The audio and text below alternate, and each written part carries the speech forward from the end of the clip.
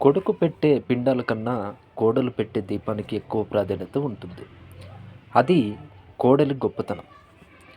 కూతురా, కోడలా ఎవరు ప్రధానం అనే ప్రశ్నకు కోడలే అని సమాధానం చెబుతుంది భారతీయ ధర్మం. ఎందుకో తెలుసా? చీర మార్చుకున్నంత సులువుగా ఇంటి పేరును మార్చుకోగలిగే అసాధారణ త్యాగశీలి కోడలు. కన్నవారు ఎంతటి ఉన్నతులైనా తన అభ్యున్నతిని అత్తవారింట్లో వెతుక్కునే గుణశీలి కోడలు.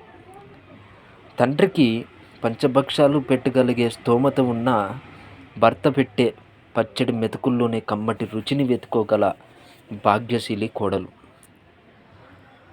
తాను మెట్టినింటి పట్టుపురాణి అయినా సరే ఒక దాసిలా అందరికి సేవ చేసి అలసిపోయి మంచానికి ఒరిగి కష్టాన్ని మరిచి మర్నాడు ఉదయమే గృహసేవకు సిద్ధమయ్యే శ్రమజీవి కోడలు. కుడకాలు పెట్టి కోడలు తన ఇంటిలోకి రాగానే అమ్మ కోసం బెంగు పెట్టుకున్న పసివాడిలా ఎగిరి గంతులేస్తాడు ఆ కోడలి మామగారు. ఎందుకో తెలుసా? రేపటి నుంచే అందరికీ అన్నం పెట్టే అమ్మే కదా కోడలు.